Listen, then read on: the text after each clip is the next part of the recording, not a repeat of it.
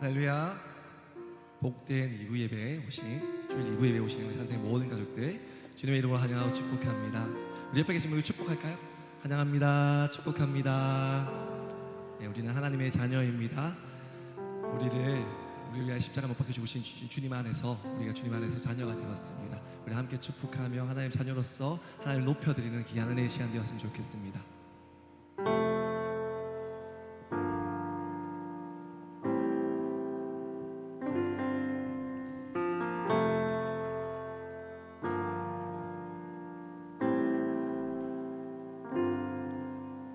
우리는 하나님의 자녀,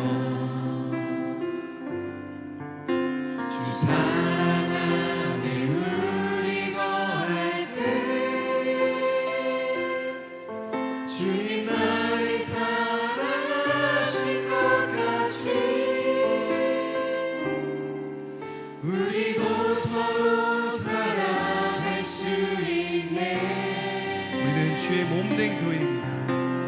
우리는 주의 몸된 교회, 모든 지체가 하나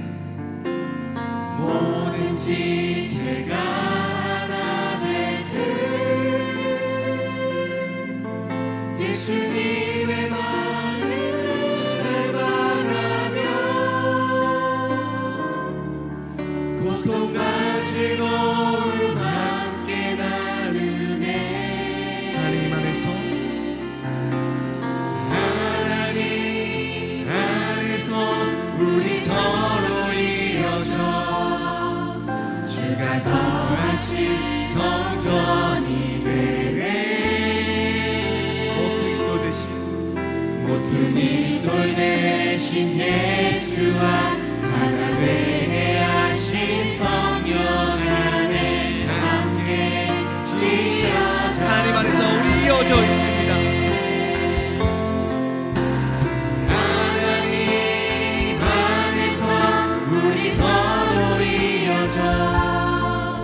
주가 거하실 성전이 되네. 아멘.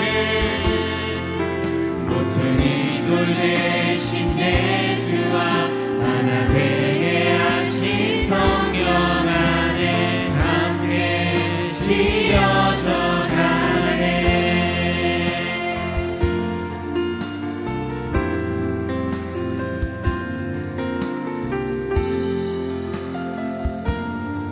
처음부터 다시 고백하겠습니다. 우리는 하나님의 자녀, 우리는 하나님의 자녀, 주 사랑 안에 우리 거할 때 주 사랑 안에 우리 거할 때 주님 나를 사랑하신 것 같이 우리도 서로 우리는 주의 몸된 교회입니다. 우리는 주의 몸된 교회, 모든 지체가 하나 될 때 모든 지체가 하나 될 때 예수님의 마음을 닮아가며 예수님의 마음을 닮아가며 고통과 즐거움 함께 나누네.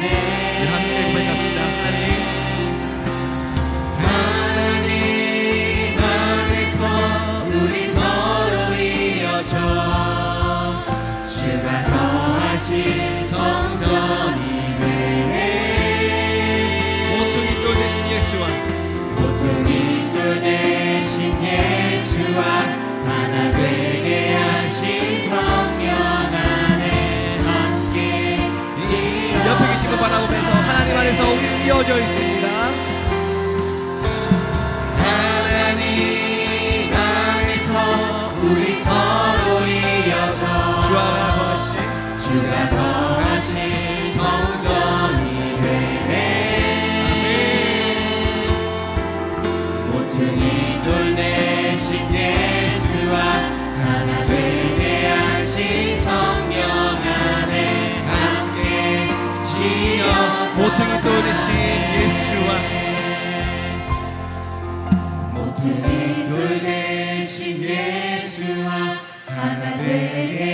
신 성령 안에 함께 지어져 가네. 우리 주님 안에서 하나 되게 하신 주님께 영광의 박수 올려드리겠습니다. 할렐루야. 함께 박수 치며 주님을 찬양합시다. 우리의 선한 목자 되시고 우리는 의의 길로 인도하신 주님을 뜨겁게 찬양하며 나아가기 원합니다.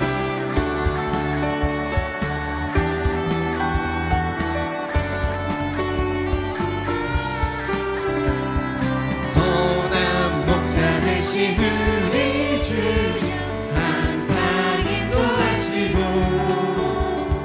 푸른 풀밭 좋은 곳에서 우리 한 번 더 고백할까요? 선한 목자 되신 선한 목자 되신 우리 주여 항상 인도하시고 푸른 풀밭 좋은 곳에서 선한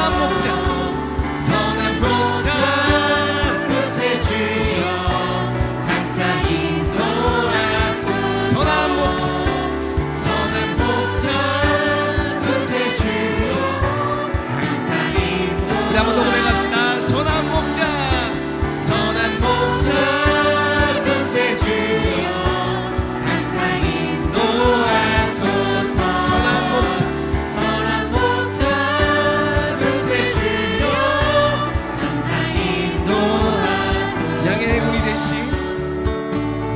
양의 문이 되신 예수여 우리 영접하시고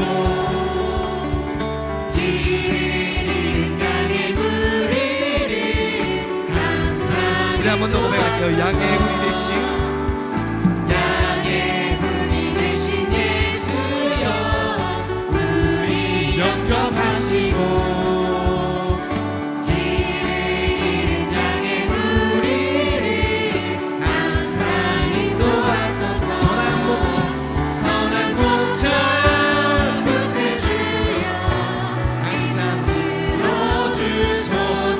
목자 되신 주님 선한 목자 그새 주여 이곳을 선한 목자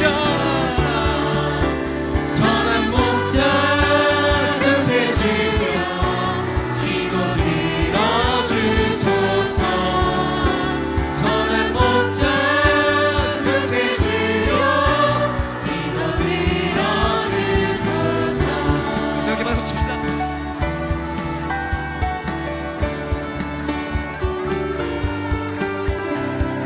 힘이 많고 약한 우리를 용납하여 주시고 주의 넓고 크신 은혜로 자유 얻게 하셨네. 선한 목자 그새 주여 지금 나아갑니다. 선한 목자 그새 주여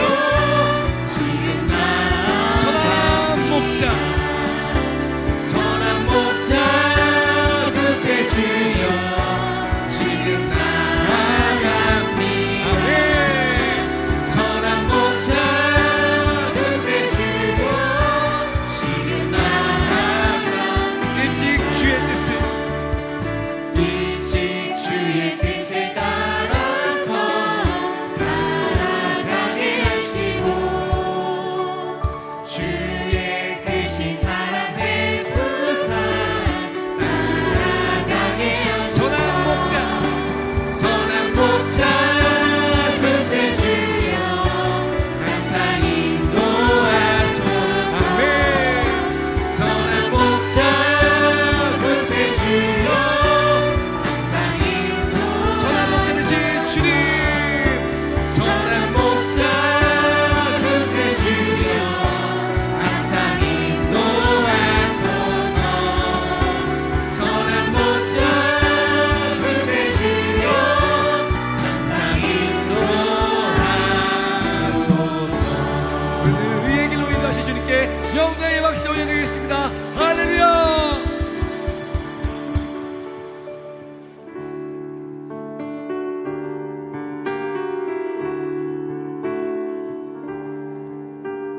내 평생 사는 동안 주 찬양하리. 여호와 하나님 내 주를 찬양하리.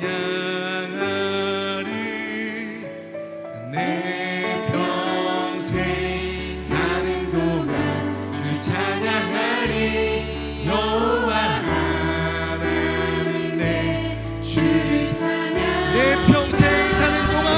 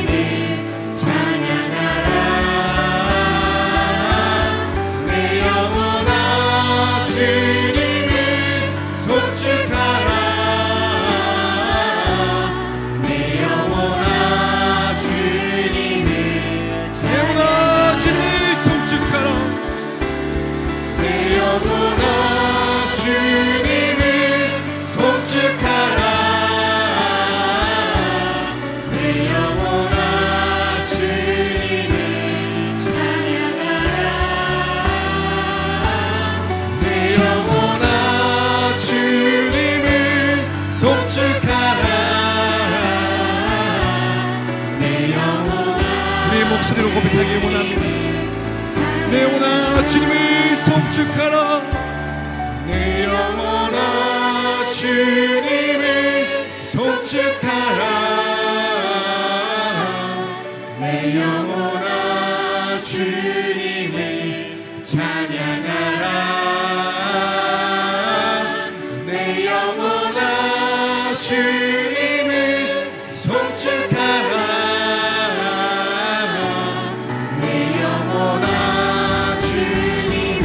간절한 마음으로 고백하시다.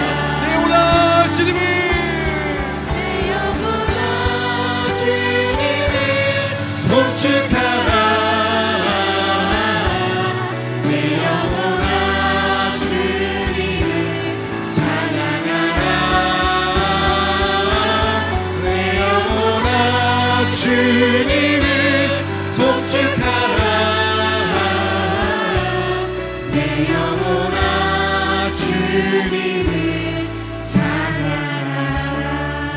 우리 찬양하신 주님께 영광의 박수 올려드리겠습니다. 할렐루야.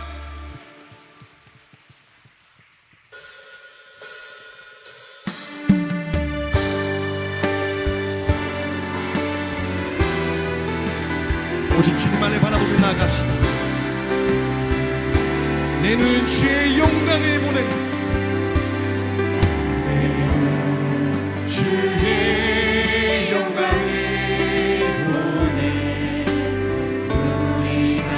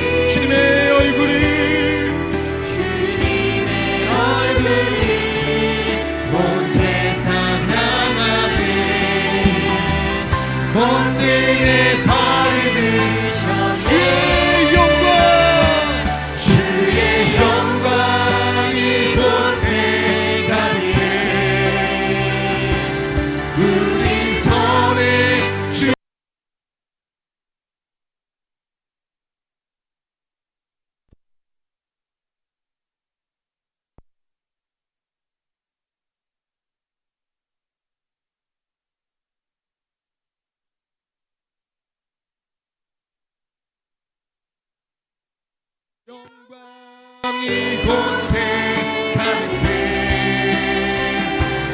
우리 서의 주님과 함께 찬양하며 우리는 존재하리 모든 걸 맞추고 하늘 아버지 우리 새롭게 하사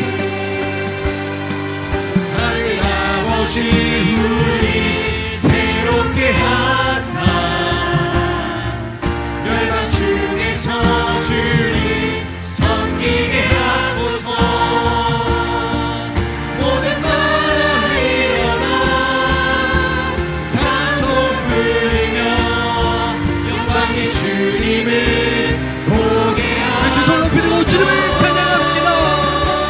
주의 영광 이곳에 가득해 우리 선의 주님과 함께 찬양하며 우리는 전진하리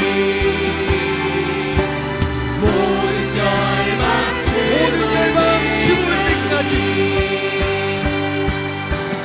모든 열방 죽을 때 죽게로 죽게로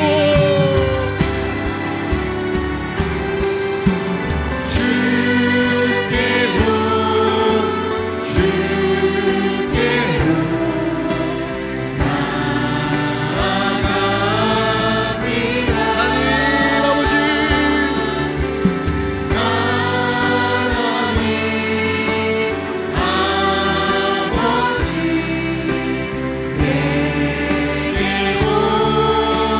예수님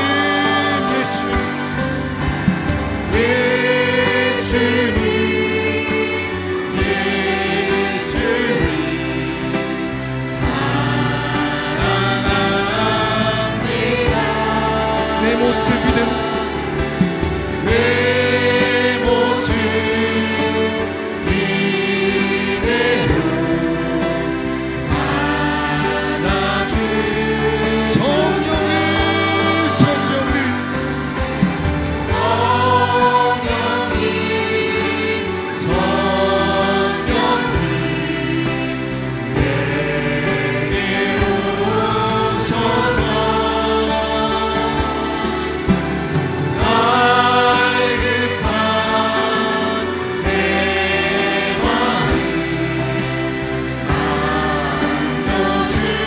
제사렛에 가서 십자가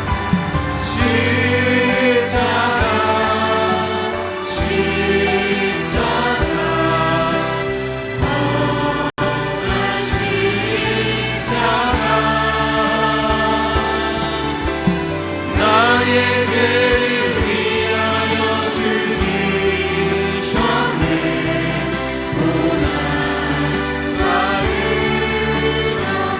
주 영광 여기 마사 여기 마사 열방 향해 그를 비추소서 주의 얼굴 구하네 주의 향기 머무소서 주 영광 이 자리에 임하여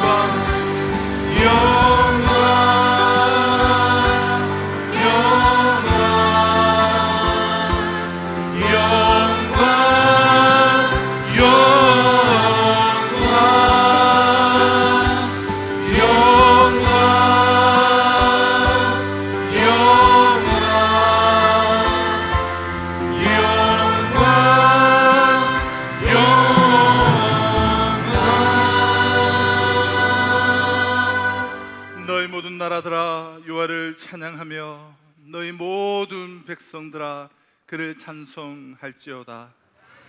우리에게 행하신 여호와의 인자하심이 크시고 여호와의 진실하심이 영원함이로다. 아멘. 나는 전능하신 아버지 하나님 천지의 창조주를 믿습니다. 나는 그의 유일하신 아들 우리 주 예수 그리스도를 믿습니다. 그는 성령으로 잉태되어 동정녀 마리아에게 나시고 본디오 빌라도에게 고난을 받으사 십자가에 못 박혀 죽으시고 장사된 지 사흘 만에 죽은 자 가운데서 다시 살아 하늘에 오르시어 전능하신 아버지 하나님 우편에 앉아 계시다가 거기로부터 살아있는 자와 죽은 자를 심판하러 오십니다. 나는 성령을 믿으며 거룩한 공교회와 성도의 교제와 죄를 용서받는 것과 몸의 부활과 영생을 믿습니다. 아멘.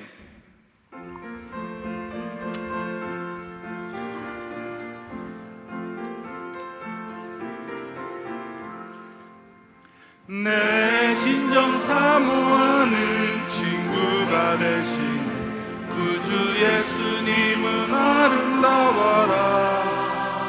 산 밑에 백합하여 빛나는 새벽별 주님 영원할 길 아주 없도다. 내 맘이 아플 적에 큰 위로 되시며 나 외로울 때 좋은 친구라. 주는 저 산 밑에 백합 빛나는 새벽별 이 땅 위에 비길 것이 없도다. 내 맘의 모든 염려 이 세상 보라도 주님 항상 같이 하여 주시고 시험을 당할 때에 악마에게 즉시 물리치사 나를 지키네. 온 세상 날 버려도 주 예수 안 버려 끝까지 나를 돌아보시니. 주는 저 산 밑에 백합 빛나는 새벽별 이 땅 위에 비길 곳이 없도다. 내 맘을 다하여서 주님을 따르며 길이 나를 사랑하리니. 물풀이 두렵지 않고 창검도 겁없네. 주는 높은 산성 내 방패시라. 내 영혼 먹이시네 은혜 누리고 나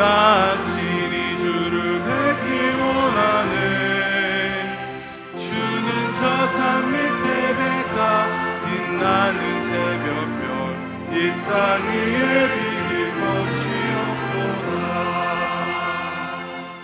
아멘.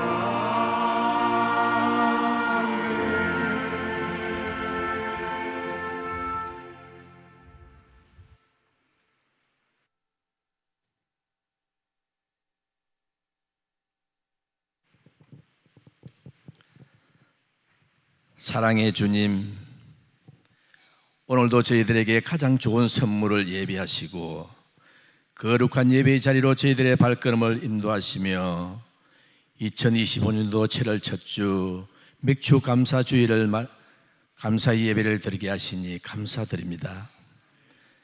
이 시간 성령 안에서 하나님께 드려지는 참된 예배가 되게 하여 주시옵소서. 주님, 언제나 우리에게 복 주시기를 원하시는 주님, 지난 상반기에 받은 많은 은혜와 축복을 기억합니다. 주님께서 함께 하셔서 행복했고 주님이 지켜주셔서 지금 이곳까지 왔습니다. 남은 하반기에도 주님의 날개 아래 거하는 저희들이 되게 하시며 우리의 일상 속에 숨겨진 하나님의 지극한 사랑을 깨닫게 하여 주시옵소서. 은혜로우신 주님, 계절은 어느새 한여름의 중심을 향해 가고 하루해가 길어지고 스쳐 지나가는 바람에도 뜨거운 열기가 담겨 있습니다.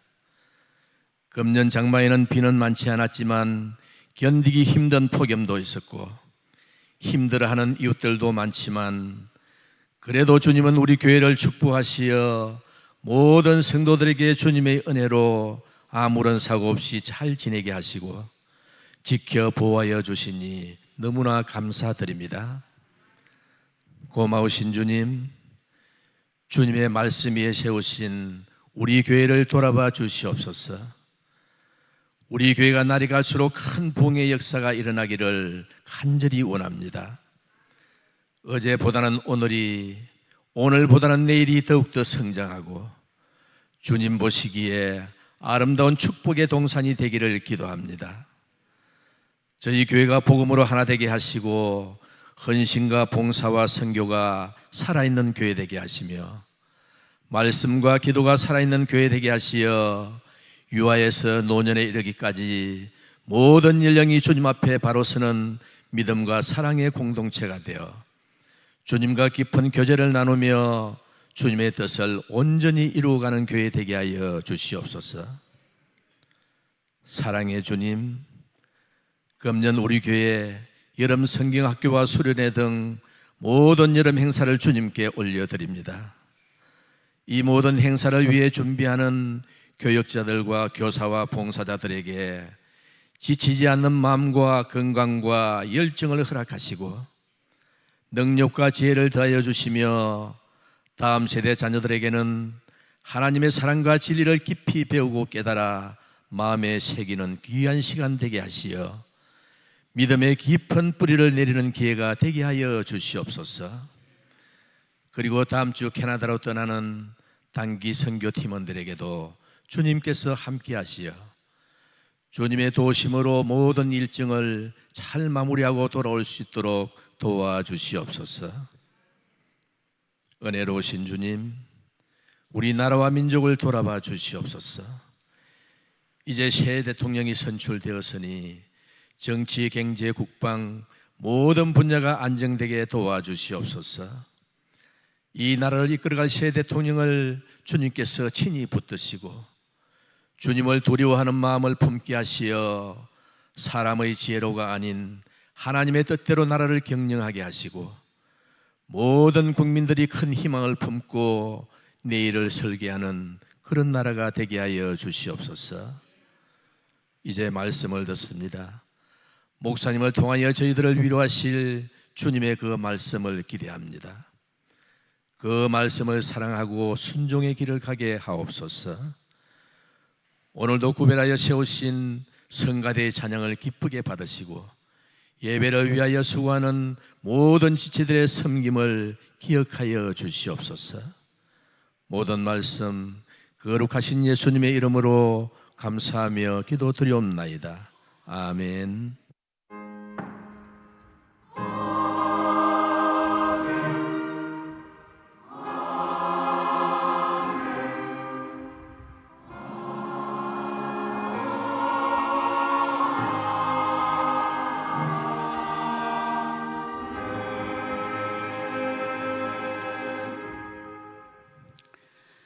오늘 우리에게 주시는 하나님의 말씀은 사도행전 11장 19절로 26절 말씀입니다.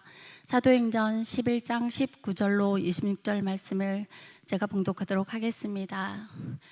그때에 스데반의 일로 일어난 환난으로 말미암아 흩어진 자들이 베니게와 구브로와 안디옥까지 이르러 유대인에게만 말씀을 전하는데 그 중에 구브로와 구레네 몇 사람이 안디옥에 이르러 헬라인에게도 말하여 주 예수를 전파하니 주의 손이 그들과 함께 하심에 수많은 사람들이 믿고 주께 돌아오더라. 예루살렘 교회가 이 사람들의 소문을 듣고 바나바를 안디옥까지 보내니 그가 이르러 하나님의 은혜를 보고 기뻐하여 모든 사람에게 굳건한 마음으로 주와 함께 머물러 있으라 권하니 바나바는 착한 사람이요 성령과 믿음이 충만한 사람이라. 이에 큰 무리가 주께 더하여지더라. 바나바가 사울을 찾으러 다소에 가서 만남에 안디옥에 데리고 와서 줄이 교회에 1년간 모여 있어 큰 무리를 가르쳤고 제자들이 안디옥에서 비로소 그리스도인이라 일컬음을 받게 되었더라. 아멘.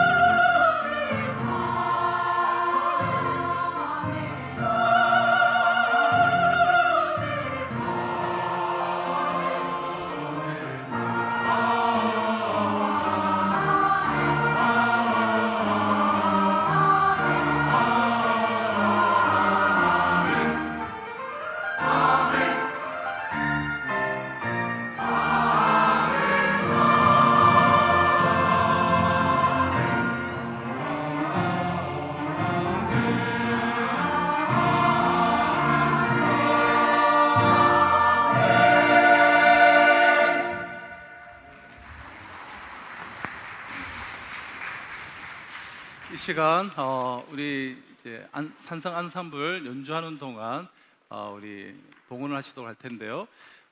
우리 지난주 좀 천천히 하셔도 됩니다. 네, 봉헌 지금 시작 안 하셔도 돼요. 네, 천천히 하셔도 됩니다. 2층. 네, 안 들리시는 모양이네. 네, 지난주 우리 경남 이제 합창단에서 이렇게 연주회가 있었는데요. 그래서 이제 답가로 이제 저한테 꼭 플룻을 독주를 해달라고 하는 거예요. 근데 제가 이제 손 놓은 지도 오래됐고, 네, 악기도 없고, 네, 연습용 악기밖에 없어서 힘들다라고 했는데, 우리 상성 앙상블 삼중주로 그렇게 하신다고 해서 거기에 끼어서 하면 되겠다라고 해서 지난주에 그렇게 우리 찬양을 드렸습니다. 자, 그런데 또 박 장로님 어제 전화 오셔가지고 예전에 우리 헌금성으로 7월 첫 주에 한다고 했는데 그 곡이 바로 이제 이 곡입니다. 내일 또 하셔야 됩니다. 이래가지고 오늘 우리가 사중주로 이제 하게 됐습니다. 제가 왜 말씀드리냐면 지금 너무나 예배 시간에 하려니까 어색해서 제가 이제 말씀을 드립니다. 네, 우리 두 곡을 우리 앙상블 연주하는 동안 그렇게 하나님께 우리 찬양을 봉헌하도록 하겠습니다.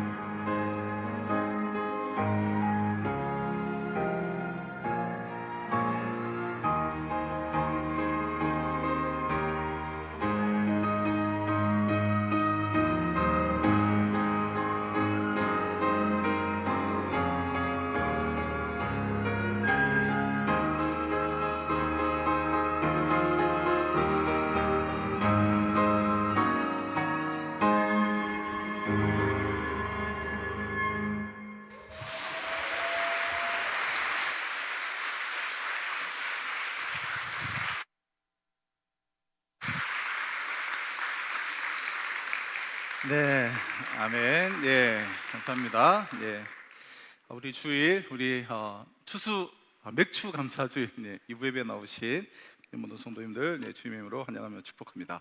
오늘 이제 우리 좀 특별한 순서들이 좀 있는데요. 오늘 이 시간 우리 군 네이버스 우리 그린 청지기 기후 위기 설명의 시간을 잠시 갖도록 하겠습니다.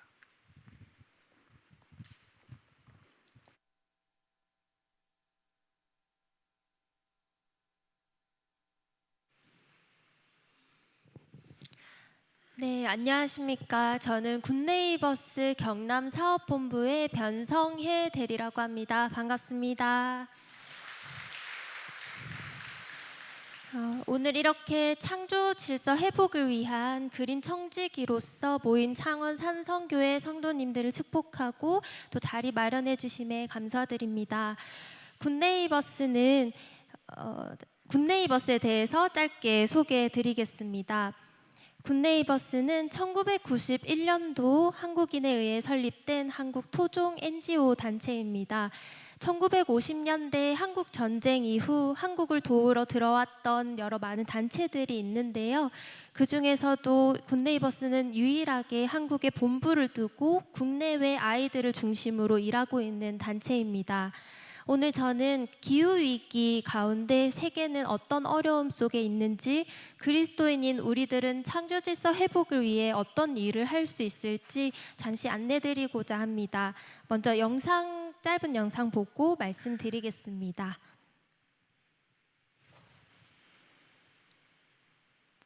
참 아름다워라 주님의 세계는 저 솔로몬의 옷보다 더 고운 백합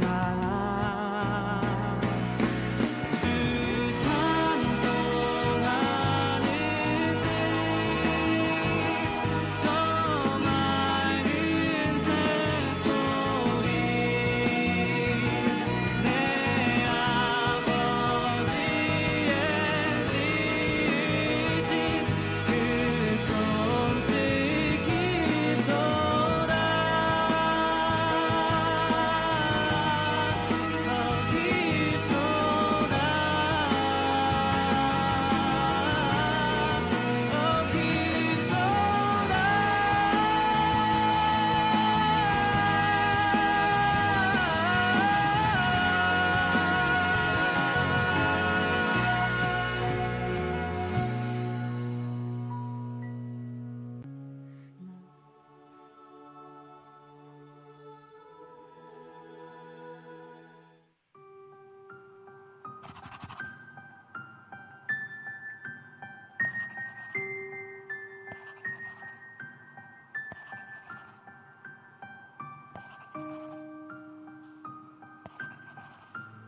나는 계속 걸어갑니다. 수없이 넘어져도 사람들의 방향과는 조금 다르다 해도 내가 가는 길이 주가 가르쳐준 길이니 이곳은 바로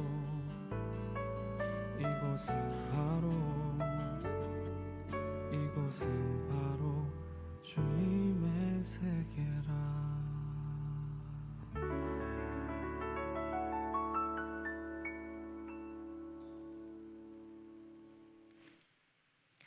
네, 여러분 칠레의 아타카마라는 사막을 들어보셨나요? 지구상에서 가장 메마른 곳인 이 사막의 연평균 강수량은 15mm에 불과합니다. 그러나 이 사막에도 5년에서 7년을 주기로 한 번씩 비가 내리면 주일학교 때 많이 들어보셨던 찬양의 가사처럼 사막이 꽃동산이 되는 천국의 기적이 일어납니다. 이렇게 사진과 같은 꽃동산이 펼쳐지게 되는데요. 하지만 안타깝게도 기후변화로 인해 강수량이 줄어들어 5년에서 7년 주기로 피던 꽃이 지난해 9년 만에 개화를 하였습니다. 전문가들은 이 같은 현상이 기후변화와 엘니뇨 영향으로 보인다고 분석하였습니다. 우리는 지금 오늘 가장 더운 지구에서 살아가고 있습니다. 산업화 이후 현재까지 지구의 평균 온도는 1.2도에 가깝고 10년 내 2도가 돌파할 것이라고 말합니다. 지금 우리가 살고 있는 이 지구는 1980년대와 비교해 동기간 내 홍수는 3배, 이상 기온은 6배 증가했습니다. 또한 기후 관련 재난으로 작물의 재배가 어려워 삶의 터전을 떠나야 하는 이들도 있습니다. 이 지도는 1인당 누적 이산화탄소 배출량을 나타내는 지도인데요. 색이 옅을수록 배출량이 적다는 것을 의미합니다. 그리고 이 지도는 기후위기가 국가에 미치는 영향을 나타내는 지도입니다. 색이 붉을수록 큰 피해를 입는다는 것입니다. 특히 아프리카 대륙의 경우 이산화탄소의 배출량은 거의 없다시피 한데 기후위기로 그 어느 곳보다 큰 피해를 입고 있는 것을 확인할 수 있습니다. 이처럼 기후위기는 지구 생태계를 파괴하며 경제적 성장과 풍요로움만을 쫓아 달려온 결과이면서 그 원인 제공자와 피해 당사자가 명백히 구분되는 차별적 위기입니다. 아프리카는 지금 지난 5년째 극심한 가뭄을 겪고 있습니다. 특히 재작년에는 가뭄이 정말 심각해서 동물들은 모두 폐사하고 사람들 또한 생명의 위협을 받았습니다. 땅이 마르니 당연히 먹을 양식을 재배하고 구하는 것이 어려웠기 때문인데요. 사실 대기근이 발생하기 이전부터 아프리카는 성경에 등장하는 재앙 중 하나인 그 메뚜기 떼로 심각한 피해를 입고 있습니다. 어른 손가락만한 메뚜기 떼는 간신히 재배하고 있던 콩이나 밀, 쌀을 전부 다 먹어치웠습니다. 메뚜기 떼가 많이 나타나게 된 그 원인도 기후 변화로 인해 번식 환경이 유리해졌기 때문인데요. 두 번째 사진에 보이시는 탁한 물 웅덩이는 마을에 유일하게 남은 식수원입니다. 도저히 먹을 수 없을 것처럼 보이는 이 물을 마시면서 주민들은 삶을 이어나가고 있습니다. 그런데 작년 3월에 큰 반전이 일어났습니다. 이 메마른 땅에 비가 내리기 시작했는데요. 모두 이 비가 축복의 비라고 생각했습니다. 그런데 그 비는 그칠 줄 모르고 딱딱하게 메마른 땅이 물을 채 흡수하기도 전에 비가 쏟아져 내렸습니다. 연 강수량이 500mm인 이곳에 하루 동안 280mm의 비가 내렸습니다. 연 강수량의 절반 이상이 하루 동안 퍼부어 버린 것인데요. 아프리카의 경우 대부분 선진국처럼 홍수 대비 시설이 전혀 되어 있지 않기 때문에 더욱 큰 피해를 입을 수밖에 없었습니다.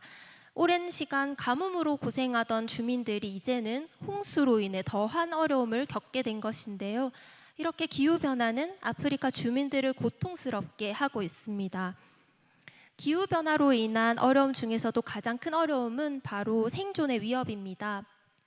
아프리카는 90% 이상이 농업으로 생계를 유지하고 있습니다. 그러나 홍수나 태풍, 산불, 가뭄 등의 기후변화로 농사를 지을 수 없게 된 주민들은 모든 삶의 기반을 놓고 처참한 상황을 맞이하게 되었습니다. 이 어려운 현실 중에서도 가장 피해를 받고 있고 고통스러운 대상은 아이들입니다. 당장 죽고 사는 문제 앞에서 아이들은 교육의 기회를 빼앗기고 노동의 현장으로 내몰리고 있습니다. 기후 위기로 인한 절대 빈곤의 상황 속에서 교육의 기회마저 박탈되어 가난이 대물림되고 있는 현실입니다. 전 세계적으로 학교 대신 일을 하러 가는 아이들은 1억 5천만 명이나 되고 그중 절반은 11세 미만 아이들입니다. 우리나라로 치면 초등학교 3, 4학년에 불과한 나이인데요.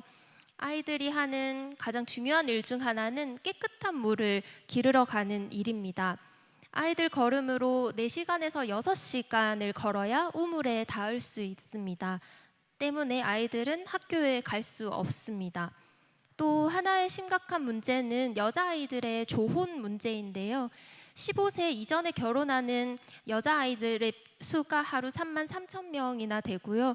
특히 코로나 팬데믹 이후 조혼이 급격히 증가하면서 2030년 가까이 되면 40%의 아동이 조혼을 할 것이다라고 예측을 하고 있습니다. 조혼을 시키는 가장 큰 이유는 바로 지참금 때문인데요. 우리나라 돈으로 6만 원에서 10만 원 채 되지 않는 그 지참금 때문에 아이들이 팔려가듯 시집을 가는 상황입니다. 이렇듯 이제 기후 위기를 막기 위한 노력은 고상한 선행 같은 것이 아니라 사람을 살리기 위한 긴박하고 현실적인 문제가 되었습니다. 그렇다면 이러한 기후 위기 속 그리스도인인 우리는 당장 무엇을 할 수 있을까요? 먼저 그린 청지기로서 내 삶 속에서 작은 습관부터 실천해 주십시오. 오늘 예배를 마치시고 나가시는 길에 전달 드리는 실천 키트 봉투 안에는 기후 불평등 해소를 위한 우리 가족 실천 5계명 작성지와 3종 스티커가 들어 있습니다. 가정 내 부착하셔서 내 몸에 익숙해질 때까지 애써 실천에 참여해 주시면 감사드리겠습니다. 내가 의도하지 않았으나 기후위기로 생존의 위협 앞에 있는 아이들을 기억하며 기도해 주시기를 부탁드립니다. 그리고 교회에 제공되는 포스터와 스티커를 교회 내 곳곳에 부착하여 기후위기 대응을 위한 실천을 함께 연습해 보시길 바랍니다. 하나님의 창조 질서를 회복하고 고통받는 이웃의 삶을 변화시키는데 나의 작은 실천이 과연 얼마나 도움이 될까 의심하는 경우가 종종 있습니다. 하지만 우리는 어려울수록 더욱 강한 믿음을 가지고 기도로 행동해야만 하는 시대를 살아가고 있습니다.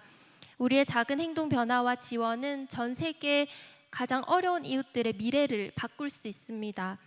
그린 청지기로서 오늘 나의 삶 속에서 작은 실천부터 습관화하고 또 기후 불평등으로 고통받는 이웃들을 돌아보는 그린 청지기로서의 선한 동력에 창원 산성교회 성도님들을 초대합니다. 감사합니다. 네, 감사합니다. 우리 기후 위기로 말미암는 어려움은 비단 아프리카의 어린이들뿐만 아니죠. 오늘도 우리 지금 이제 전 세계적으로 우리나라를 포함해서 전혀 예상하지 못한 폭염, 올 여름을 또 우려하는 많은 목소리가 있는데요. 이제 새로 생긴 이제 그 용어가 요즘에 있습니다. 이제 기후 난민이라는 단어인데요. 유엔에서 사용하던데. 이제 전쟁 난민, 정치적으로 난민이 생기지 않습니까? 내전으로. 그런데 그 숫자와 기후 난민의 숫자가 이제 비교가 되지 않게 앞으로 몇십 배, 몇백 배 이제 늘어난다는 것이죠. 이 모든 이제 기후 위기는 결국은 인간의 이제 탐욕 때문이지 않겠습니까? 그래서 이것을 이제 해결할 것은 결국은 우리 그리스도인들, 창조주 하나님이 우리에게 다스리고 잘 관리하라고 주신 그 사명을, 천지기적 사명을 받은 우리 그리스도인들만이 이 문제를 해결할 수가 있습니다. 오늘 나가셔서 받아가시고 우리 실천하시고 또 앞으로 우리 굿네이버스와 또 하나님의 창조 지소를 돌보는 일에 우리가 또 귀한 동력들이 있었으면 좋겠습니다. 우리 3반기 우리 5, 6월 달 우리 산성 뉴스 함께 보도록 하겠습니다.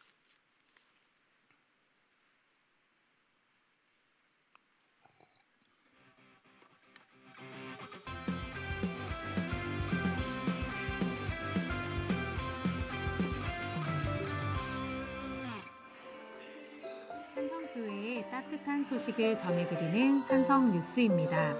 5월 4일 다음 세대 행복 나눔 축제가 있었습니다. 다음 세대를 초청하여 복음을 듣고 사랑을 나누는 즐거운 시간이었습니다. 다양한 게임을 통해 아이들과 가족들이 함께 웃고 뛰놀며 즐기는 축제의 장이었습니다. 5월 4일에서 9일 필리핀 단기 선교가 있었습니다. 복음을 품고 필리핀 땅으로 향한 선교팀이 사랑과 섬김의 손길을 전했습니다. 선교지에서의 모든 만남과 사역 가운데 하나님의 은혜가 가득했습니다. 5월 16일에서 17일에는 교사 MT가 있었습니다. 다음 세대를 섬기는 교사들이 한자리에 모여 쉼과 재충전의 시간을 가졌습니다. 서로를 격려하며 교사로서의 사명을 다지는 시간이었습니다. 6주간 진행되었던 라이퍼닝 347이 많은 분들의 섬김과 후원으로 은혜 가운데 마쳤습니다. 6월 13일에서 15일 산성 가족 페스티벌이 있었습니다. 가족들이 함께한 여름 수련회 산성 가족 페스티벌이 은혜 가운데 진행되었습니다.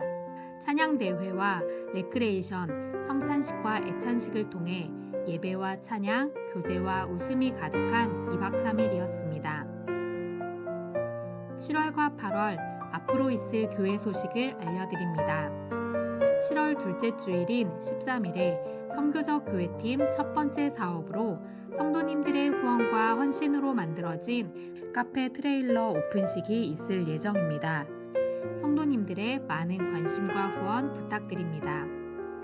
7월 14일에서 25일 캐나다 단기 선교가 있습니다. 성도님들의 많은 기도와 후원 부탁드립니다. 7월 24일부터 26일까지 청소년부가 알고 싶어요 하나님이란 주제로 하동 언약교회에서 수련회를 진행합니다. 청소년들이 이번 여름 수련회를 통해 하나님이 누구신지 알고 하나님을 인격적으로 만나는 소중한 시간이 되길 소망합니다. 8월 9일에서 10일은 영아부 유치부, 8월 15일에서 16일은 유초등부가 광야에서 만난 하나님 이야기란 주제로 수련회를 갖습니다. 다음 세대 여름 사역 가운데 성도님들의 많은 관심과 사랑 부탁드립니다. 매주 수요일 수요 예배가 시작되었습니다. 금요 기도회는 사랑홀에서 기도에 집중하는 시간으로 드립니다. 7월 8월에도 하나님의 은혜 가득한 산성교회 되길 소망하며 지금까지 산성 뉴스였습니다. 감사합니다. 네, 우리 7, 8월 우리 사역도 보시면서 우리 기도해 주시고 우리 관심 가주시면 감사하겠습니다. 우리 이제 방금 또 광고에 나왔듯이 우리 다음 주 우리 월요일 우리 2주간 우리 캐나다 아보츠포드 한인교회 중심으로 또 우리 온주민 사역과 함께 캐나다 단기 선교가 있습니다.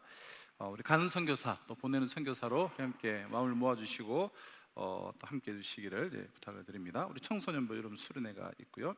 우리 상성 카페 트레일러 이제 다음 주에 우리 오픈식을 하려고 하는데요. 어제 안에 이제 여러 가지 물품들이 들어가야 되지 않습니까? 냉장고와 뭐 커피 머신과 그러니까 총 다 하면 새 거로 사면 한 2천만 원이 넘는 한 2,500 뭐 이렇게 3천만 원 가까이 드는 비용을 우리가 당근에서 잘 구입하셔가지고 이렇게 중고로 이렇게 구입을 해오셨어요. 아주 저렴하게.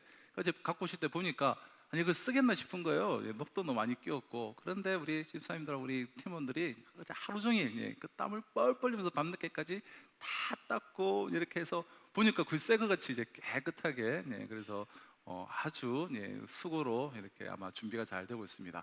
오늘도 이제 방문해 주시고 우리 함께 또 격려해 주시고 우리 다음 주 우리 오픈식을 갖도록 하겠습니다. 우리 새벽기도에 성경 봉도 지원해 주시고요. 우리 경상 남존대 연합편 신예배 다음 주에 있습니다. 할렐루야 찬양대 우리 그리고 악기 수강생 우리 문의해 주시고 동참해 주시면 되겠습니다. 우리 지난주에 이영석 우리 성도님 이렇게 등록하셨는데요. 오늘 우리 오셨나요? 네. 오늘은 우리 잠시 한번 자리 한번 일어나주시면 네 우리 환영합니다. 우리 박수 드리겠습니다. 네 자리 앉으시면 되겠습니다. 네 감사합니다. 우리 과거에 우리 이제 가족 오락관이라는 그러한 이제 TV 프로그램에서 말을 전달하는 그런 게임들을 이제 많이 했던 기억이 있는데요. 예를 들어서 네 사람이 등을 돌려서 서 있고 좀 말소리가 잘 들리지 않게 방해하기 위해서 이렇게 헤드폰을 딱 이제 씌운 다음에 먼저 첫 번째 사람에게 주제어가 딱 제시가 되면 그 사람이 그 주제어를 보고 뒤돌아서서 그 다음 사람에게 그 단어를 이제 큰 소리로 전달하고 또 이어서 그 다음 사람이 듣고 전달하고 또 그 다음 사람이 이렇게 전달을 해서 마지막 사람이 그 주제를 맞추는 이제 그러한 게임인데요. 이 게임의 재미는 되게 마지막 사람에게 전달한 그 말이 처음 시작한 그 말과 상당히 차이가 난다는 거예요. 의미가 많이 바뀌게 된다는 거예요. 때로는 전혀 엉뚱한 말로 그렇게 바뀌기도 하죠. 전달 과정에서 처음 말한 사람이 의도하지 않은 의미가 이제 첨가되기도 하고 삭제되면서 의미가 말이 변질이 이제 되는 것인데요. 제가 기억에 남는 한 장면은 이제 이런 장면이었습니다. 애벌레가 이제 제시였어요. 애벌레가 제시였는데 애벌레로 딱 시작하는데 두 번째 사람이 애벌레 하는데 애벌대로 듣고 애벌대로 이렇게 바꾸는 거예요. 세 번째 사람은 애벌대를 해병대로 이렇게 이제 듣게 되는 거예요. 그 마지막 네 번째 사람은 개고래로 오셨더라고요. 해병대인데 개고래로 이렇게 됐더라고요. 자, 그래서 애벌레, 애벌대, 해병대, 개고래로 전혀 엉뚱한 말로 이렇게 바뀌게 이제 되는 것이죠. 그러니까 처음 제시된 의미와 전혀 상관이 없는 상반되는 그 의미의 변질로 그렇게 나타나는 것입니다. 물론 게임에서는 이런 변질 큰 문제가 없죠. 그러나 영적으로 의미가 변질되면 아주 큰 문제가 생기게 되죠. 영적 변질의 한 사례가 이 그리스도인이라는 단어의 용례가 아닌가 싶어요. 오늘날 그리스도인이라고 하면 가장 보편적인 인식은 그냥 교회 나가는 사람, 이런 의미를 가지게 되었습니다. 그러나 처음 이 단어가 사용되어질 때도 그랬을까요? 오늘 본문에 보면 그리스도인이라는 말이 처음 사용된 곳이 안디옥이었다라고 그렇게 기록되어 있습니다. 안디옥은 예루살렘에서 북쪽으로 약 480km 떨어진 곳인데요, 로마 제국 치하에서 시리아 혹은 수리아라는 지역의 도시가 안디옥이에요. 수도가 안디옥이에요. 그러니까 지금으로 말하면 이제 튀르키예 지역에 이제 있는 그런 곳인데요, 안디옥은 이 당시 중요한 상업 도시며 당시 인구가 이미 50만 명이었어요. 그러니까 로마 제국에서는 세 번째로 큰 그런 도시였습니다. 그러니까 로마 다음으로 한 세 번째로 큰 도시였습니다.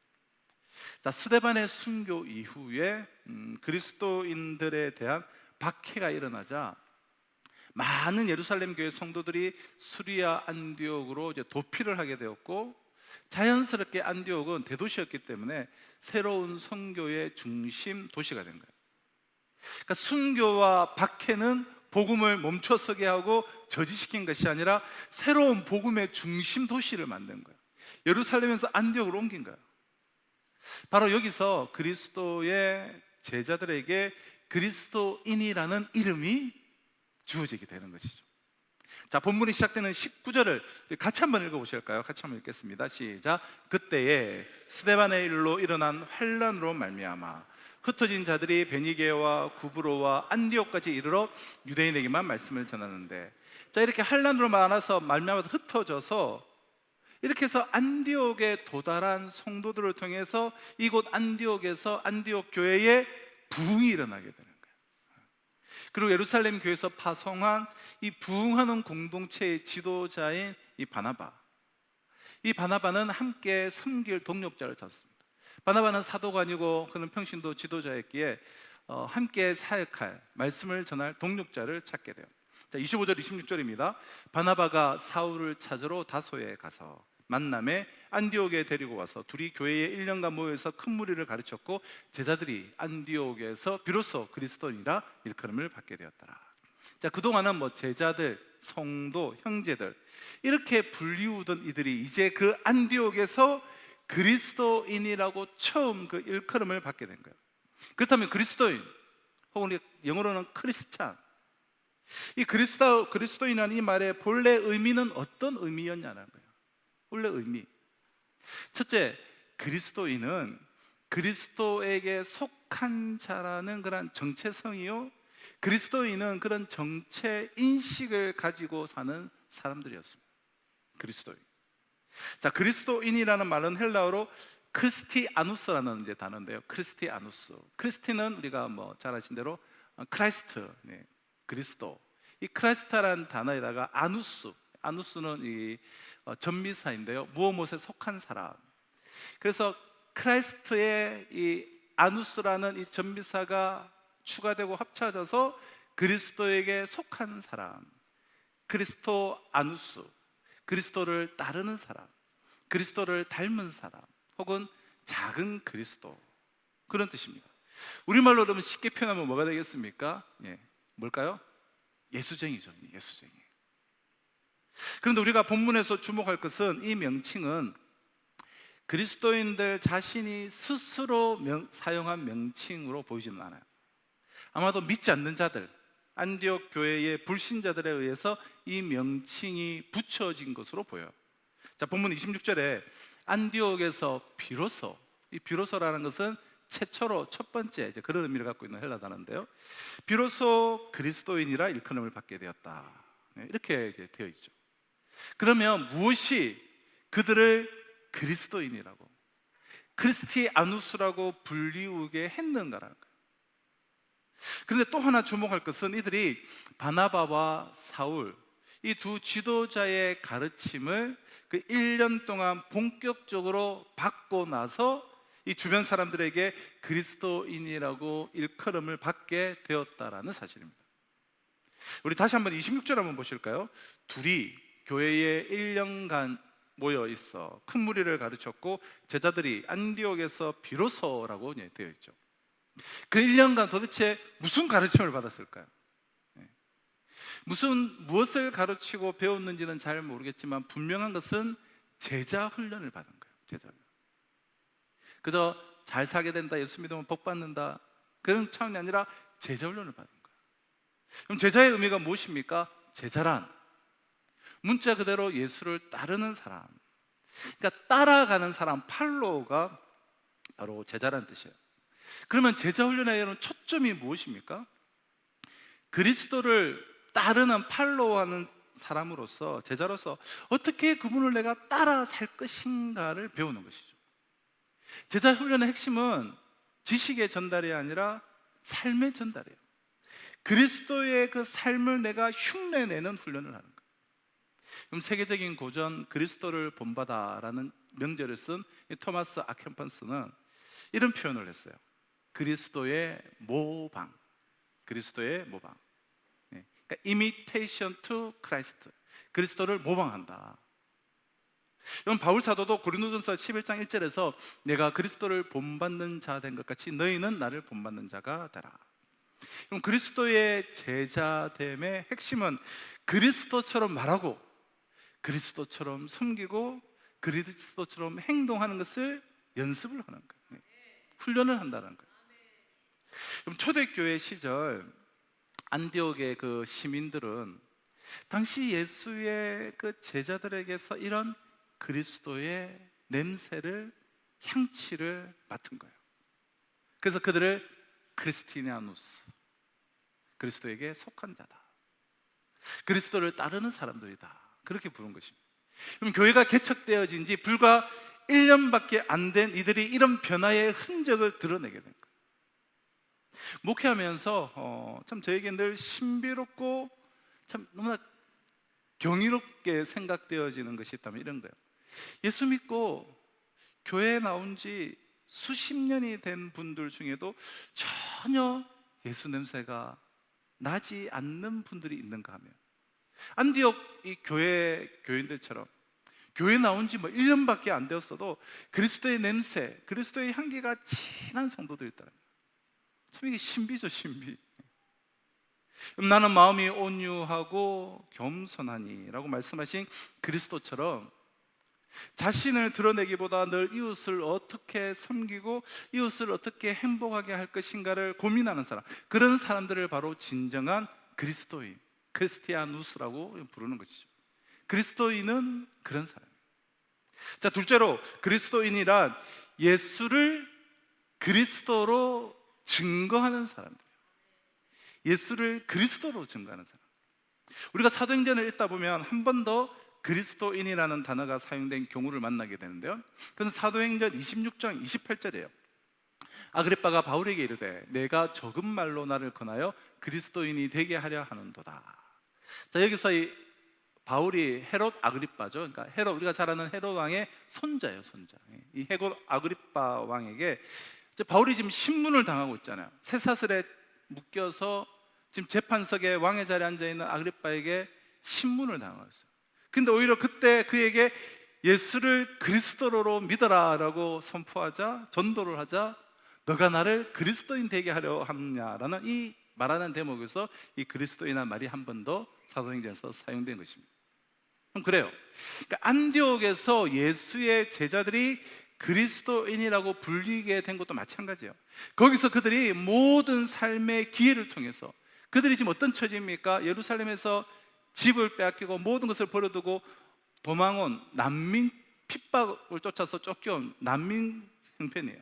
그런데 그 모든 삶의 기회를 통해서 그리스도를 증거하고 있었다는 거예요. 그래서 그리스도인이라고 불리게 됐다. 그리스도인은 예수를 그리스도로 전도하는 사람들입니다. 내 삶의 모든 기회를 통해서.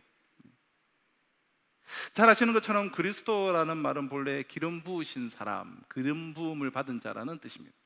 구약에 보면 백성을 다스리는 왕, 백성들의 죄의 문제를 해결하던 제사장, 그리고 백성들을 진리로 가르치던 선지자, 이렇게 세 유형의 사람들이 기름이 부으심을 받고 그 직분을 감당을 했습니다.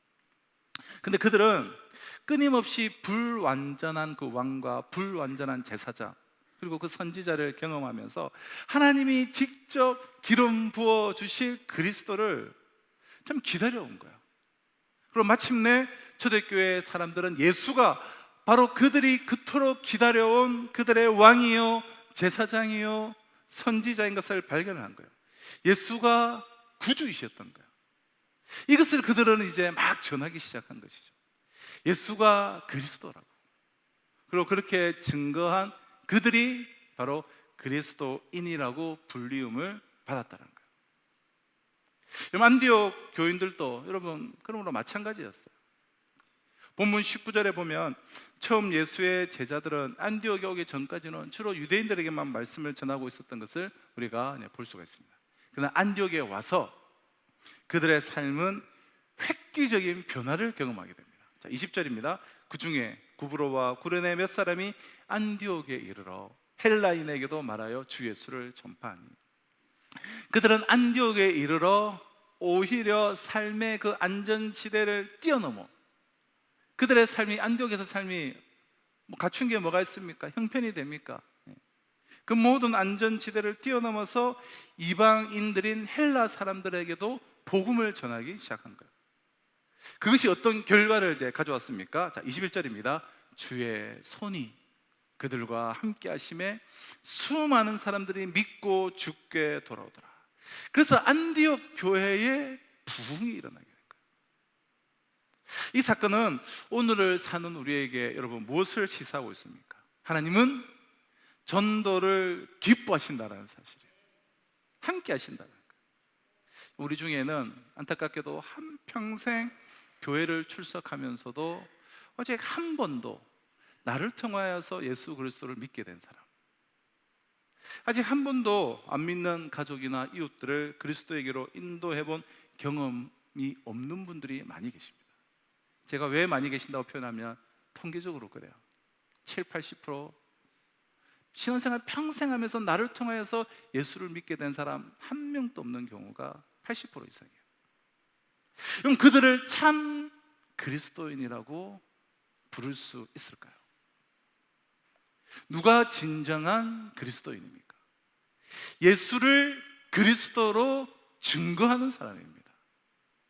낮에는 어떤 직업으로 무슨 일을 하든 그리스도를 위해서 내가 일하고, 밤에는 그리스도를 꿈꾸는 사람들, 그리고 때를 얻든지 못 얻든지 누구에게나 어디에서나 참 나의 말과 삶으로 그리스도를 증가하는 사람들, 전하는 사람, 성경은 그런 사람들을 크리스티아누스, 곧 그리스도인이다라고 여러분 부르는 것입니다.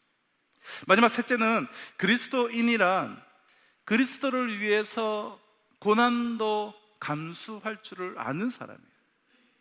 그럼 성경, 특히 신약 성경에서는 그리스도인이란 말이 딱 3번만 나와요. 그러니까 2번은 우리가 방금 살펴본 사도행전이고, 또 한 번은 베드로 전서에 이제 나오고 있는데요. 그럼 이제 그리스도인이란 단어의 이 사용, 세 번째 용례를 우리가 베드로 전서에서 한번 살펴보면, 만일 그리스도인으로 고난을 받으면 부끄러워하지 말고 도리어 그 이름으로 하나님께 영광을 돌리라. 자, 여기에 지금 묘사되어져 있는 그리스도인이란 여러분 누구입니까? 고난 속에서도 그리스도의 이름을 붙들고 그 이름을 드러내기 위하여 자신을 희생하면서 사는 사람이에요. 이런 삶이 그들에게 그리스도인이라고 불리우는 그런 영예를, 그 명예를 선물한 거예요. 그럼 본문에 나타난 안디옥 교인들의 모습도 바로 이런 이미지로 여러분 등장하고 있지 않습니까? 그럼 19절을 다시 한번 보시면, 그때에 스데반의 일로 일어난 환난으로 말미암아 흩어진 자들이, 아니 믿음의 박해로 그들이 흩어져서 안디옥까지 오게 되었다면 이제 거기서는 좀 조용히 사는 것이 순리가 아니겠습니까? 복음을 전하다가 핍박을 받아서 지금 안디옥까지 왔으면, 또 안디옥 또 잘 사는 그 큰 도시로 마침 오게 됐으면 이제 자신의 그런 정말 그냥 조용히 사는 삶, 그냥 고난이 없는 삶, 그렇게 사는 게 순리가 아니겠습니까? 그러나 비록 박해로 흩어지긴 했지만 그리스도의 이름을 증거하는 일을 결코 포기할 수 없었습니다. 이것이 바로 참 그리스도인의 모습이에요.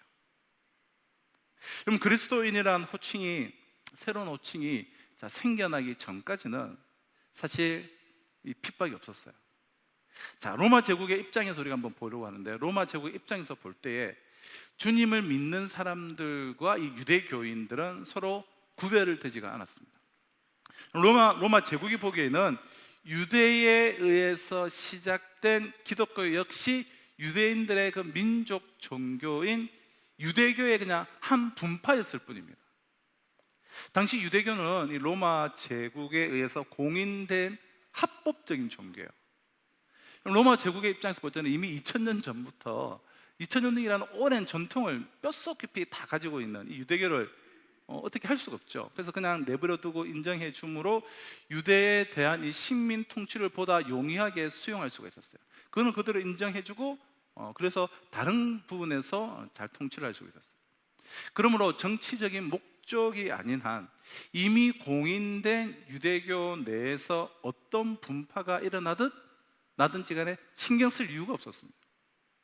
그러나 주님을 믿는 사람들이 세상 사람들에 의해서 유대교인이 아닌 그리스도인으로 불리기 시작했다는 것은 기독교가 유대교와는 전혀 다른 새로운 종교임을 의미를 했습니다. 그러니까 기독교가 합법적으로 공인된 이 유대교와는 별개의 종교라고 한다면 로마 제국의 입장에서 볼 때는 불법적인 신흥 종교가 되는 것이죠. 그렇다면 기독교는 그냥 내버려 둬도 되는 대상이 아니게 돼요. 로마 제국은 황제가 절대 권력을 행사하는 이 전체주의 국가였기 때문에 어느 날 갑자기 사람들이 막 모여드는 이러한 신흥 종교는 체제에 대한 최대의 위협이 될 수가 있었기 때문에, 그럼 그리스도인들에 대한 유대교의 핍박은 진작부터 있었죠. 네. 유대인들이 그리스도를 믿는, 유대인에서 예수를 믿는 그런 같은 유대인들을 얼마나 핍박을 했습니까? 그러니까 유대인들끼리의 핍박은 있었던 반면에 그리스도인들에 대한 로마 제국의 핍박은 사실은 아직까지 없었어요. 근데 그리스도인에 대한 로마 제국의 핍박이 바로 이 안디옥에서 그리스도인이라고 불려진 이후에 이제 이때부터 실제로 일어나게 됩니다. 그럼 27절 30절은 이 로마 황제 글라우디오 때에 대흉년의 피해를 입은 예루살렘 교인들을 위해서 이 안디옥 교회 교인들이 구제금을 모아보낸 사실을 전해주고 있습니다. 지금 일반 역사와 성경의 그런 기록을 한번 연결시켜 보는 거예요. 로마 황제 이 글라디우스는 주후 41년부터 54년까지 13년 동안 황제로 있었는데, 그 기간 동안에 여러 번의 흉년이 있었던 것은 일반 역사에 기록이 되어져 있습니다. 특히 46년부터 48년 사이에 팔레스타인 지역에 극심한 흉년이 있었음을 일반 역사, 로마 역사에도 기록되어 있는데요. 자, 그것을 비춰 볼 때 본문의 이 시점, 27절 30절로 표현되는 이 본문의 시점이 바로 그 시기였음을 우리는 알게 돼요. 주후 46년에서 48년 사이. 그럼 그때는 어떤 때입니까? 주님께서 승천하신 뒤, 다시 말해 이 초대교회가 태동된 지 채 우리 주님께서 30세로 승천하셨으니까 채 20년이 되기도 이르는 전이었습니다. 그러니까 황제 글라디오디스는 황제 숭배를 강요한 아주 대표적인 인물이었던 만큼 이 유일신을 섬기는 불법 신흥 종교인이 기독교에 사람들이 막 모여들고 있다는 것은 경계의 대상이 되기에 충분했습니다. 그리고 그 이후에 글라디우스를 독살하고 황제에 오른 사람이 이 네로죠. 이 네로에 의해서 본격적으로 시작된 대그리스도인의 이 박해는 그 이후 무려 250년 동안 진행이 됩니다. 그러니까 안디옥 교회에서 그리스도인이라고 불리면서 유대교와 다른 저들 그래서 핍박이 시작됐다는 거예요. 자, 당시 로마 제국이 신흥 종교인 기독교를 말살하려 했던 이유는 그럴 만한 자기들만의 이유가 있었습니다.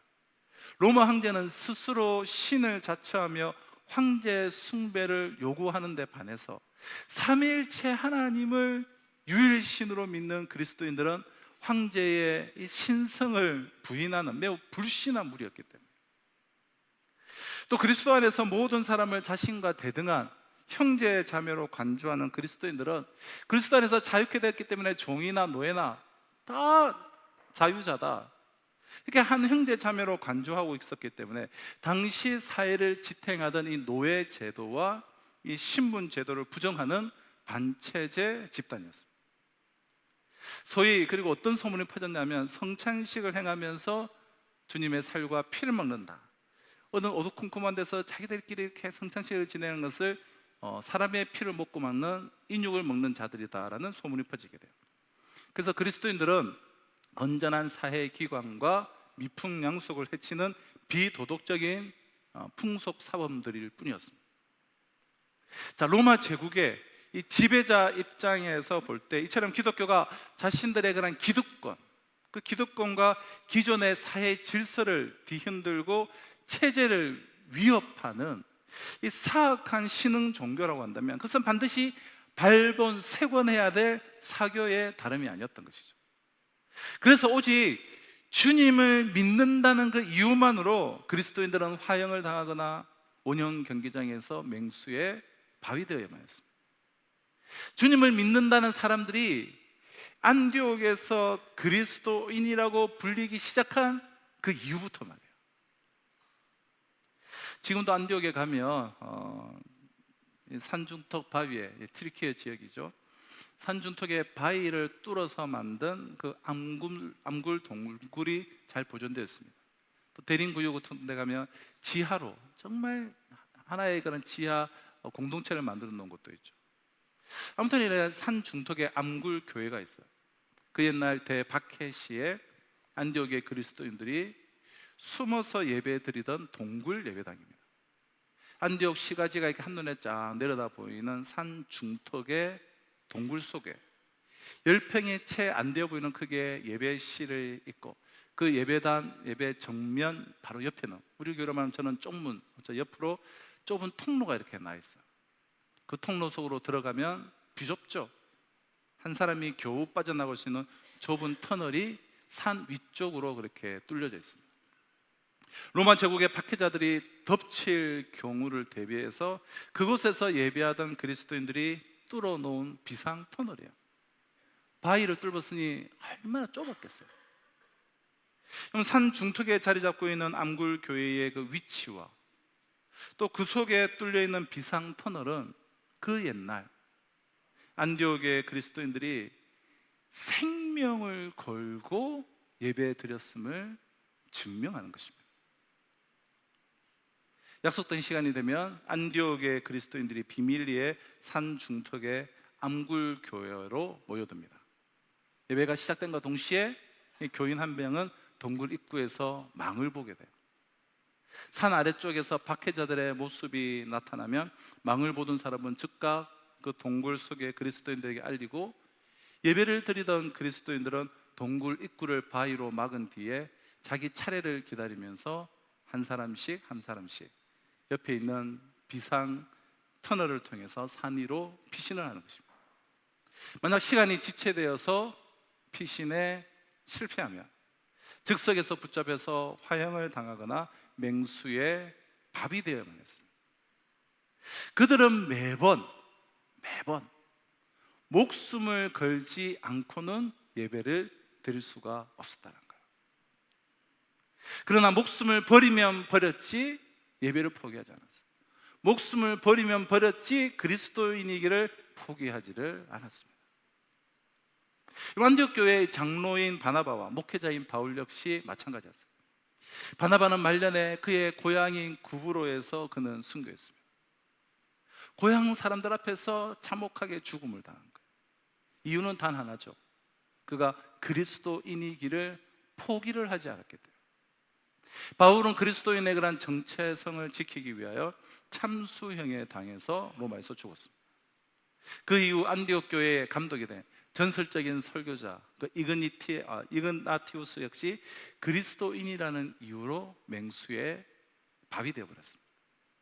이처럼 박해자들은 시간과 장소를 가리지 않고 그리스도인들을 계속 박해했고, 그리스도인들은 계속되는 박해 속에서도 그리스도인으로 살아가기를 그들은 원했습니다.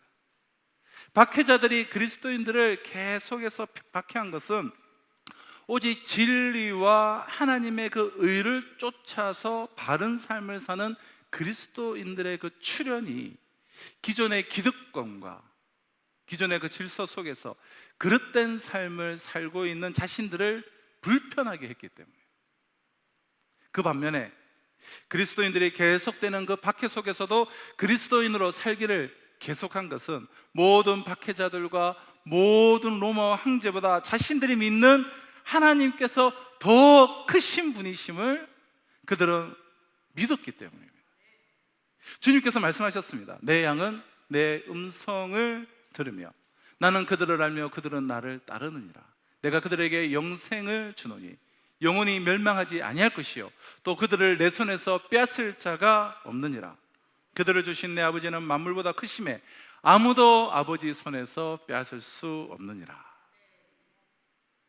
하나님께서 정말 우주 만물보다 여러분 더 크심은 우주 만물을 창조하신 분이 하나님이시기 때문에 2000년 전 그리스도인들은 이 사실을 믿었기에 우주 만물보다 더 크신 하나님께서 로마 황제의 그 박해조차도 그들에게는 장애물일 수가 없었습니다.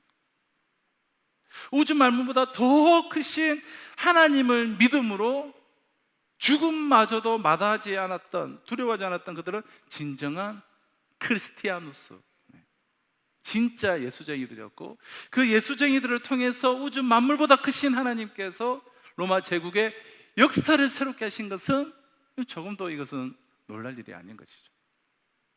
그럼 그리스도인이 된다는 것은 우주 만물보다 더 크신 하나님을 자신의 주인으로 모시는 것입니다. 그리스도인으로 살아간다는 것은 인간의 죄값을 대신 치르시기 위해서 십자가에 못 박혀 돌아가셨다가 죽음을 깨트리고 부활하신 그 예수 그리스도 안에서 당신을 계시하신 우주 만물보다 더 크신 하나님의 영원한 그 생명 속에서 살아가는 것입니다.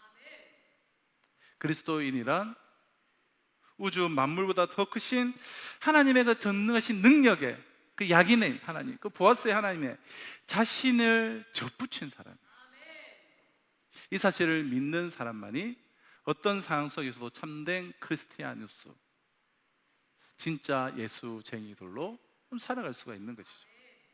사랑하는 성도 여러분, 우리에게 구원을 주신 주님께서 우주 만물보다 더 크신 임마누엘 하나님이심을 여러분 믿으십니까? 그렇다면 우리 모두 본문 속에 그리스도인들처럼 어떤 상황 속에서도 주님을 쫓는 진짜 예수쟁이로 우리는 살아가야 돼요. 그때 우리로 인해서 거짓과 불의와 모순투성이 이 세상이 새로지게 될 것입니다. 우주 만물보다 더 크신 주님께서는 언제나 진짜 예수쟁이들을 통해서 역사하시기 때문에, 또한 복음을 증거함으로 또 안디옥 그리스도인들은 고난에 이렇게 동참하고 있을 뿐만 아니라 이 평신도 지도자인 이 바나바를 따라서 착한 삶에 그들은 열중을 하고 있었는데요, 이런 고난의 와중에서도 본문은 안디옥 교회 지도자 바나바를 소개하면서 제일 먼저 24절에 보면 바나바는 착한 사람이요 라고 하지 않았습니까? 앞서 사도행전 4장 36절에 보면 이 착한 지도자 이 바나바의 삶을 성경은 어떻게 소개하고 있는가? 구브로에서 난 레위족 사람이 있으니 이름은 요셉이라. 사도들이 일컬어 바나바라. 번역하면 위로의 아들이라 하니 그가 밭이 있음에 밭을 팔아 그 값을 가지고 사도들의 발 앞에 두니라. 여기서 우리는 바나바의 이름이 바나바가 아님을 알게 되죠. 바나바의 이름은 요셉이에요. 그러나 그는 위로하는 일이 풍성했기에, 그러니까 바나바는 그의 별명임을 알게 돼요. 그런 사람들을 만나면 늘 위로하고 또한 격려하는 사람이었습니다. 그리고 이웃의 필요, 그 공동체의 필요를 보고 자기의 자산이 밭까지 팔아서 하나님 나라에 드리기를 주저하지 않는 그러한 희생적인 사람이었어요. 우리 시대에 이런 바나바 같은 격려와 위로를 정말 소명으로 알고 사는 그리스도인들이 정말 요구되어지지 않습니까? 입만 열면 이웃을 정죄하고 비판하고 자기 체면, 자기 주장만 내세우는 그러한 교인들로 인해 오늘날 하나님의 나라에서 수많은 교회 공동체는 얼마나 자주 무거운 분위기로 변하게 됩니까?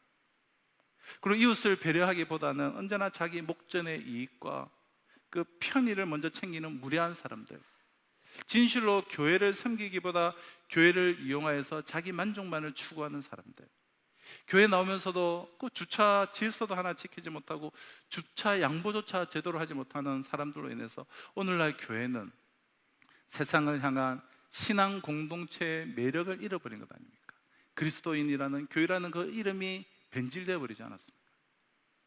결국 성경에서 말하는 그러한 초대 교회로의 회복은 교회 안에 성도들이 먼저 그리스도인다운 그리스도인이 되는 것입니다.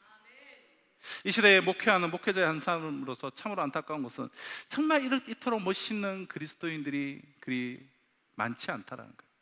별로 눈에 띄지 않는다라는 거예요. 안디옥 교회 지도자인 바나바는 얼마나 멋있는 그리스도인이었습니까?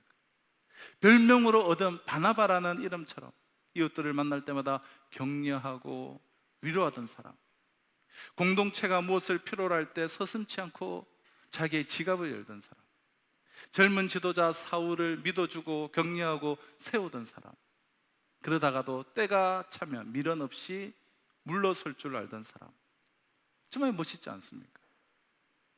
한국교회가 존경하는 고 한견지 목사님은 말년에 남한 산성에서 머무실 때 방문하는 분들이 한마디 꼭 들려달라고 하면 예외 없이 조용한 미소로 이렇게 대답하셨습니다. 참된 그리스도인이 되십시오. 안디옥 교회가 역사 속에 남긴 가장 놀라운 도전은 우리로 그리스도인이 되었다면 이제 그리스도인다운 그리스도인으로 살아가야 한다는 것입니다. 사랑하는 성도 여러분, 오늘은 맥주 감사절입니다.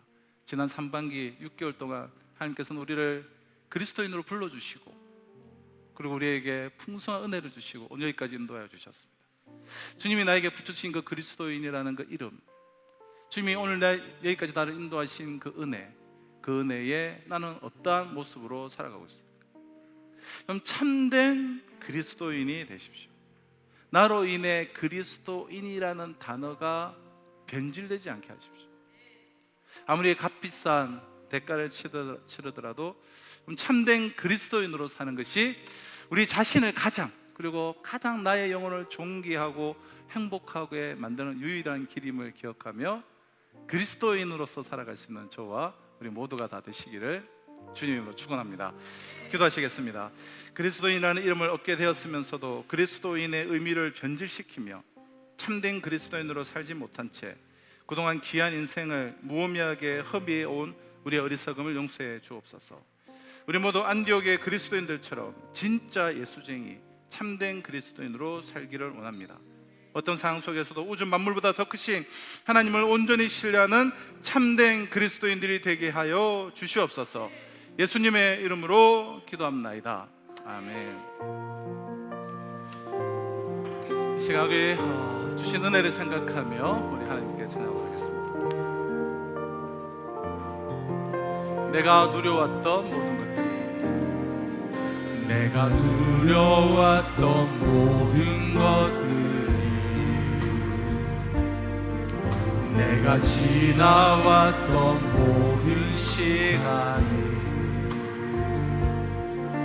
내가 누려왔던 모든 것들이 당연한 것 아니라 당연한 것 아니라 은혜였소. 내가 하나님의 자녀로 살며 오늘 찬양하고 예배하는 삶, 복음을 전할 수 있는 축복이 당연한 것 아니라. 우리 우리 다 같이 자리에서 나서 찬양하겠습니다. 모든 것이